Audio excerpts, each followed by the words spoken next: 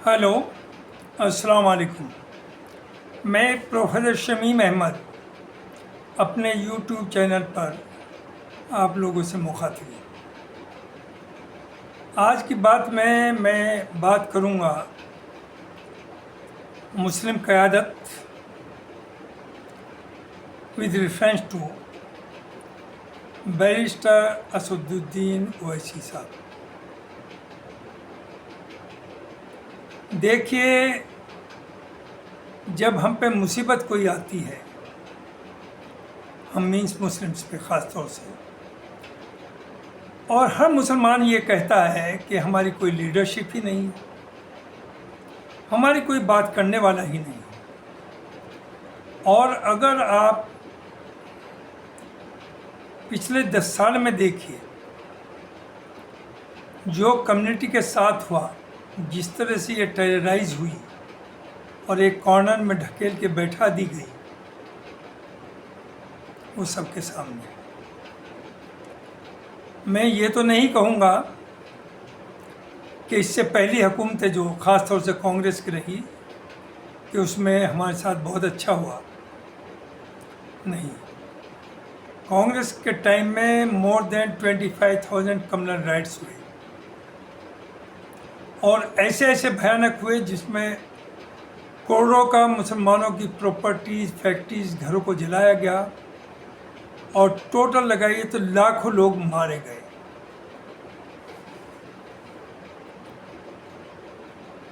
योगी जी कहते हैं कि मैं अपने टाइम में कोई वायलेंस या कम्युनल राइट्स नहीं होने दी। बिल्कुल सही है।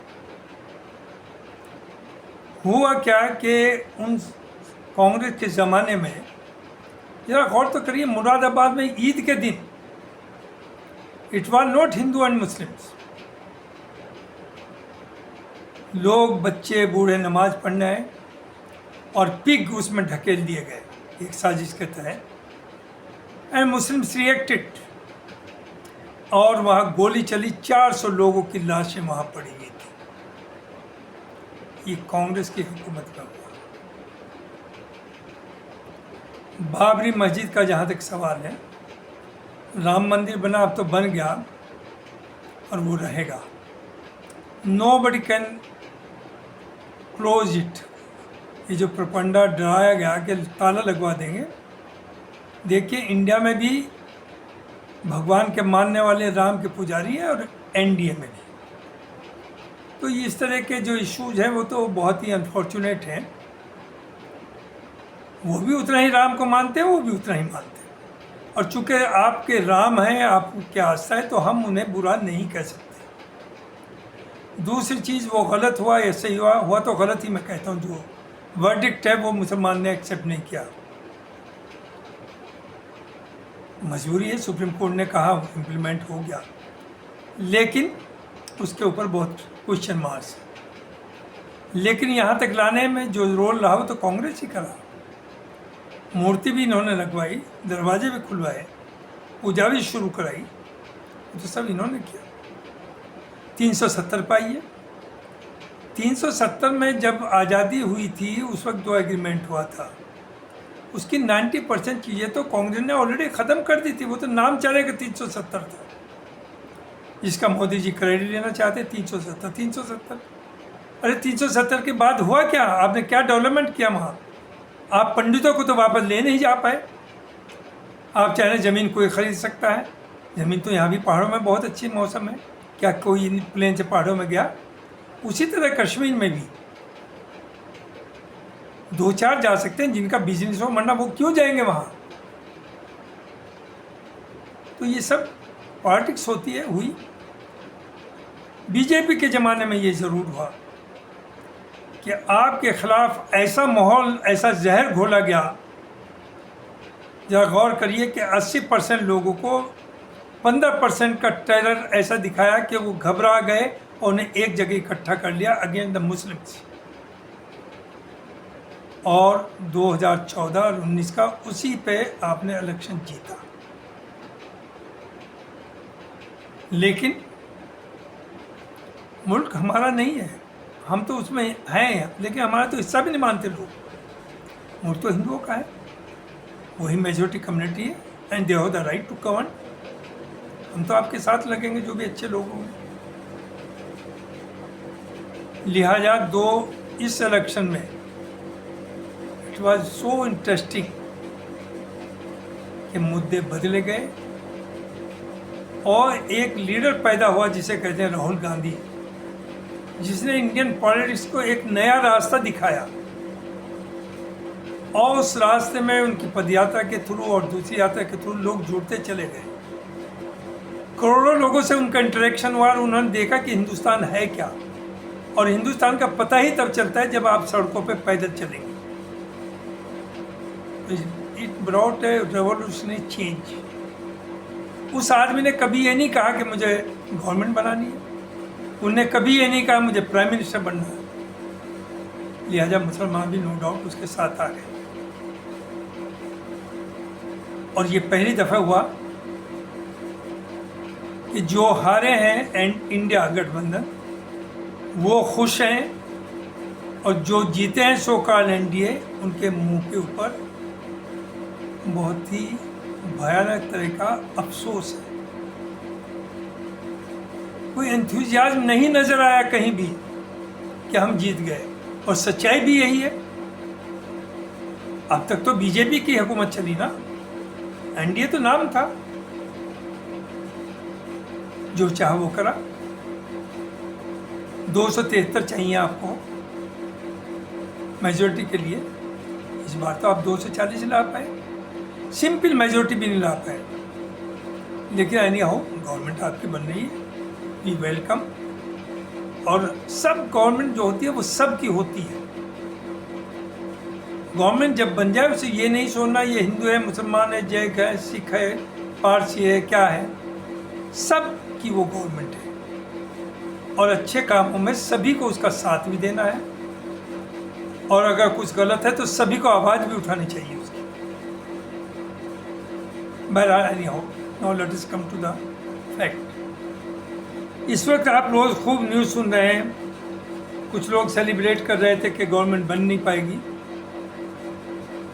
गवर्नमेंट बन गई, ऑलमोस्ट बन रही है, कल ओथ हो जाएगी। चूँकि लोगों का ख्याल था कि चंद्रबाबू नायडू और नीतीश कुमार शायद ऐसी कंडीशंस रखेंगे कि गवर्नमेंट ना बन पाए, टकराव हो, लेकिन वो सब मैं भी ये सोचता था, लेकिन वो खाली पुलाव नज़र आई। हर पॉलिटिकल पार्टी अपना और अपनी स्टेट के बारे में सोचती है, और मैं जो भी सूझबूझ थी उन्होंने बहुत अच्छे भाषण भी दिया, यूनानिमसली नरेंद्र मोदी जी को अपना लीडर माना। और जब गवर्नमेंट हो जाएगी तो वो सबके लीडर होंगे, नॉट ओनली एनडीए, पूरे हिंदुस्तान की सब पॉपुलेशन के वो लीडर होंगे। वो चीज़ अलग है कि जिस तरह से उनकी आदत रही गवर्नमेंट चलाने की, वो मौका अब उनके पास नहीं है, बहुत सोच समझ करके चलना पड़ेगा। और अगर उनके बयानात को देखिए तो उसमें काफ़ी चेंजेस, पॉजिटिव चेंजेस कहिए आई हैं, वी वेलकम इट। अब आता है सवाल एनडीए का। जरा गौर करिए, नीतीश कुमार के सिर्फ 12 मेंबर पार्लियामेंट हैं 573 में, 543 में। एकनाथ शिंदे जी के 7 मेंबर हैं सिर्फ, और चंद्रबाबू नायडू के 16 मेंबर हैं। जरा गौर करिए कितने में, 543 में। But they are the game changer.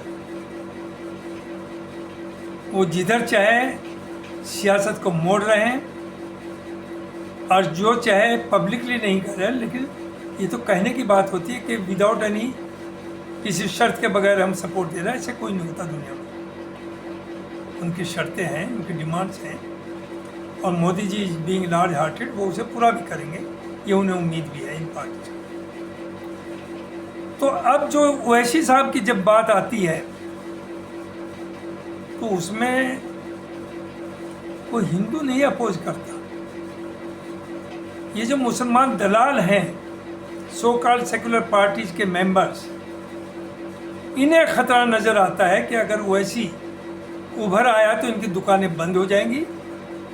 ये जो मुसलमानों को बेचते हैं वो बेचना, उसकी कीमत इन्हें नहीं मिलेगी। और ये कहते हैं इस तरह के लोग, सोकाल अल्ट्रा सेकुलर मुस्लिम्स, कि साहब अगर 10-5 सीट ले भी आया तो क्या होगा। नंबर 1, तो इंडिया के अंदर मोर देन 80 सीट्स ऐसी हैं जिसमें 30% से ज़्यादा, 50% से भी ज़्यादा मुस्लिम वोटर्स हैं। यूपी में 20 के करीब सीट्स हैं जिसमें मुसलमान 30 से 50% या 30 से 55% है। तो इस तरह से 80 सीट में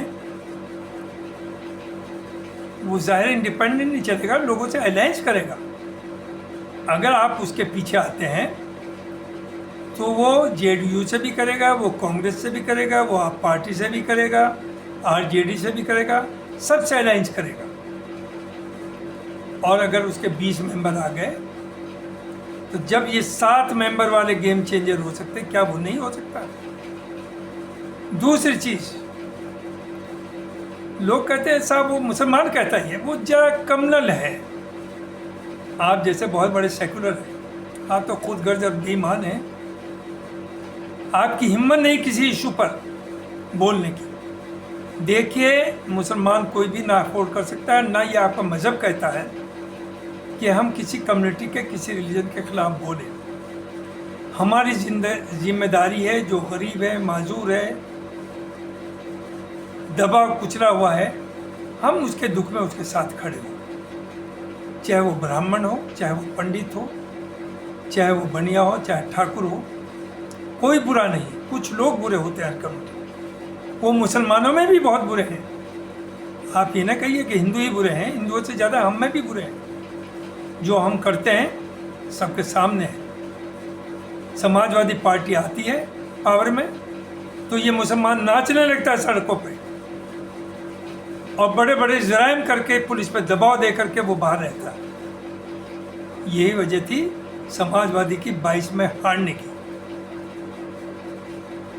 और 17 में हारने की।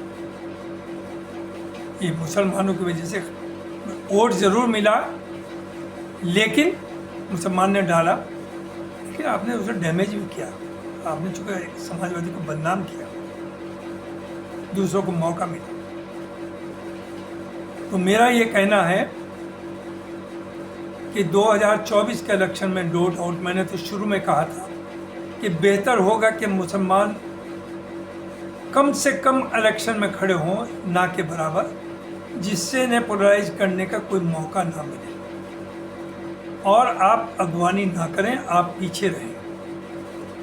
और यहाँ एक चीज़ और ऐड कर दूँ, ये जो कुछ लोग कहते हैं कि मुसलमान बेहद समझदार है, बर्दाश्त वाला है, किसी चीज़ पर रिएक्ट नहीं कर रहा है, ये एक बहुत बड़ा झूठ है। जो दिखता है वो होता नहीं है, जो होता है वो दिखता नहीं। मुसलमान इज नॉट सो सिंपल, ना उसमें बर्दाश्त, वो दहशत में है, वो डरा हुआ है, उसकी हिम्मत नहीं किसी चीज़ पर रिएक्ट करे। Otherwise Muslim is not so simple कि वो आप उसे गाली भी देते रहें, उनकी औरतों के साथ जुल्म करें, उन्हें पुलिस कस्टडी में आप गोली मार दें, उन्हें आप जहर दे के मार दें, बेगुनाहों को जेल में डाल दें और वो चुप रहे। ये बर्दाश्त नहीं है, ये कायरता है। और वो कायरता मजबूरन आई है, 10 साल के अंदर ज़्यादा आई। कांग्रेस के ज़माने में जुल्म होता था, लेकिन आप बोल सकते थे, सड़कों पे भी आते थे, उन लीडर्स की भी गर्दन पकड़ते थे और वो आपकी कुछ बात मानते भी थे। अब हालात बिल्कुल उल्टे रहे 10 साल। तो मैं अपील करूँगा कि जहाँ कम्युनल फोर्सेस से जंग की बात हो, जो मुल्क को डिवाइड करना चाहते हो रिलीजन के बेसिस पर, आप उनका साथ न दें। और जाहिर है, एक ख्वाब ये ना देखिए कभी भी कि आप पीएम या सीएम बनना चाहते हैं। जैसे कुछ आरएसएस के लोग दाढ़ी लगा करके, टोपी लगा करके बोलते हैं, जो आज एक पकड़ा भी गया है, पुलिस ने गिरफ्तार किया, जो वो लैंग्वेज यूज़ कर रहा था against BJP RSS as if he is a Muslim, मैंने जैसे देखा immediately I wrote it is a fake, और बाद में 2 दिन बाद ये हुआ कि he is arrested, he was a RSS man. तो ये सब हो रहा है। तो आपकी आवाज़ अगर हिंदुस्तान में कोई उठा पाता है वो सिर्फ ओवैसी है, और ओवैसी मोहल्लों में नहीं बोलता, चौराहों पे नहीं बोलता, वो वहाँ बोलता है पार्लियामेंट के अंदर जहाँ 140 करोड़ लोग उसे सुनते हैं। वो वहाँ बोलता है टीवी चैनल के ऊपर बहस में जहाँ उसे 50 करोड़ लोग सुनते हैं, वो घर के अंदर नहीं। और क्या आपकी माँ बहन के साथ रेप हो जाए और उसे अगर आप पॉइंट आउट करते हैं तो ये कम्युनलिज्म है। आप कहते हैं साहब उसकी ज़बान अच्छी नहीं, अरे क्या हम उससे ज़्यादा पढ़े लिखे? ही इज़ बैरिस्टर, उसे कानून आता है। उसके बाप भी मेंबर पार्लियामेंट रहे, उसके दादा भी वो रहे, वो छोटा मोटा आदमी नहीं, वो ऐश कर सकता था। हैदराबाद में पढ़ा रहता है। कुछ लोग कहते हैं साहब हैदराबाद में करके दिखाए, यहाँ क्यों आ रहा है? आपने ठेका ले रखा ना कि वो यहाँ ना आए। राहुल गांधी साउथ में क्यों जाते हैं? वो तो नॉर्थ के हैं। मोदी जी गुजरात के, वो दिल्ली में क्यों आते हैं? तो ये प्ली देना कि वो तो साहब हैदराबाद के, वहाँ पर पॉलिटिक्स करें, क्यों करें? वो हिंदुस्तान के पूरे मुसलमानों की पॉलिटिक्स करेगा और करना चाहिए। और हम लोगों को अब देखिए बैठ कर के सोच समझने की ज़रूरत है। गलती सबसे होती है, हमसे भी होती है, आपसे भी होती है, गैर मुस्लिम से भी होती है। गैर मुस्लिम भी हिंदू हमारे भाई हैं, हमारे बड़े भाई बल्कि कहिए, हम छोटे भाई हैं। तो वो हमारे बगैर नहीं रह सकते, हम उनके बगैर नहीं रह सकते। और सारा हिंदू कम्युनल नहीं है। अगर कम्युनल होता तो जो 2024 में हुआ वो ना होता। वो मुसलमान वोट की वजह से ये सब नहीं हुआ। इंडिया गठबंधन का हिंदू खड़ा हुआ है, क्योंकि हिंदू भी आपसे ज़्यादा तकलीफ में है। उसके बच्चों को रोज़गार नहीं मिल रहा, महंगाई बढ़ी हुई है। तो कहाँ तक बर्दाश्त करेगा? कहाँ तक वो हिंदू मुस्लिम अंधभक्त बन करके इस पर यकीन करेगा? कुशवाहा अपना लीडर रख सकते हैं, दलित अपना कर सकते हैं, जाटों का अपना लीडर है, गुज्जर का अपना लीडर है, राजपूतों का अपना लीडर है, ब्राह्मणों का अपना लीडर है। तो मुसलमान लीडर क्यों नहीं हो सकता? क्योंकि आप डरते हैं, आप दलाली करते हैं, आप नहीं चाहते हैं कि वो ऐसे आ गए। तो मेरी फिर यह है कि उसे बी टीम या बीजेपी का दलाल कहना छोड़ दिए। दलाल हम खुद हैं, और हम लोगों को अब कुछ सीखना चाहिए। जो इस वक्त चल रहा है इंडिया के अंदर कि 7 सीट वाला, 12 सीट वाला, मैक्सिमम 16 सीट में, वो किस तरह से डिक्टेट कर रहे हैं। वैसी डिक्टेट नहीं करेंगे ना हम लोगों की वो कैपेसिटी है। देखिए अगर उसके 30, 40, 50 आते हैं तो कम से कम बैठ करके जायज़ बातों पर सामने रखेगा अपने कोलिशन पार्टनर्स के साथ, और मुल्क की भी उसमें तरक्की होगी, कम्युनिटी की भी तरक्की होगी। चूँकि कम्युनिटी की तरक्की मुल्क की तरक्की के बगैर नहीं हो सकती, और मुल्क की तरक्की भी 20% लोगों को पीछे छोड़कर नहीं हो सकती।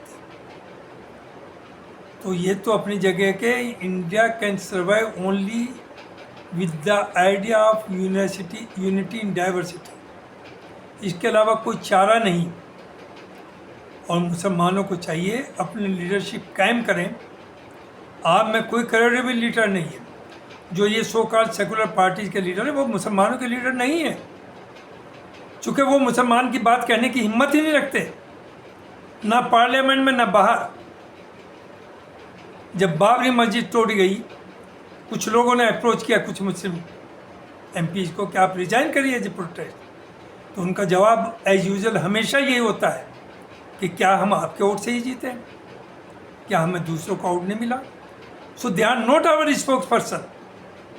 सिर्फ आपका वोट लेते हैं भाई कह के, भाई को वोट दो। कैसा भाई? जब आप सेकुलर पार्टी के तो फिर दीन के मामले पे, रिलीजन के मामले पे, मसले पे आप कैसे वोट मांगते हैं? आपको शर्म आनी चाहिए। आप कम्युनलाइज करते हैं, कम्युनल बेसिस पर वोट मांगते हैं, और अपने सेकुलरिस्ट कहलाते हैं, सेकुलर पार्टीज के साथ रह करके दलाली करते हैं। लिहाजा सब बैठें, सोचें। किसी कायद की जरूरत नहीं, ओवैसी इज ऑलरेडी देयर, और उसकी पार्टी आपकी अपनी पार्टी है। उसके हाथ मजबूत करिए, उसका साथ दीजिए। मैं नहीं कहूँगा ना उसने ये किया जो उसे बी टीम कहा जाता है, कितने कैंडिडेट खड़े किए। दूसरी तरफ मायावती ने कितने कैंडिडेट खड़े थे 2019 में, और अब 2024 में और 2022 में। अब वो सिर्फ किए थे। अब बीजेपी कह रही है कि मायावती से जो उम्मीद थी वो नहीं पूरी हुई, लिहाजा अब दबाव पड़ेगा, जो पैसा लिया वापस करिए। उम्मीद क्या थी कि ये मुसलमान वोट लेगी। अब तो चूंकि हर बूथ वाइज नंबर आ जाता है कितना वोट पड़ा, तो ना तो मुस्लिम वोट गया इसके पास और ना दलित वोट गया। दलित वोट थोड़ा बहुत जो था भी, वो जब इसने भतीजे को निकाला उस वक्त, इस बार वो बीजेपी के साथ नहीं गया, वो इंडिया गठबंधन के साथ आया। और यही वजह है कि इंडिया गठबंधन की परफॉर्मेंस बहुत अच्छी रही।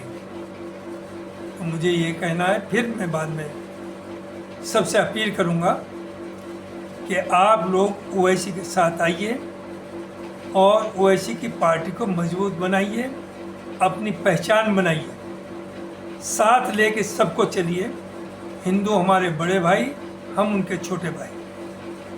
हम ताकतवर होंगे तो हिंदू भी ताकतवर होगा, मुल्क भी ताकतवर होगा। हम सेपरेटिस्ट टेंडेंसीज या सोच को बर्दाश्त नहीं करते और ना करना चाहिए। थैंक यू वेरी मच, बहुत बहुत शुक्रिया।